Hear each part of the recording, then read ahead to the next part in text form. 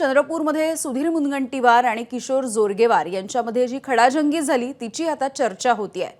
दोन वारांच्या भांडणामध्ये अनेक इच्छुक आमच्याकडे डोकावतायत। काँग्रेसचे नेते विजय वडेट्टीवार यांनी हा एक मोठा दावा केलाय।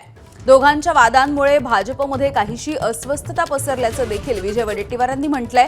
भाजपचे काही इच्छुक हे आमच्या संपर्कात आहेत, काँग्रेसच्या संपर्कात आहेत असा दावा देखील वडेट्टीवार यांनी केलाय।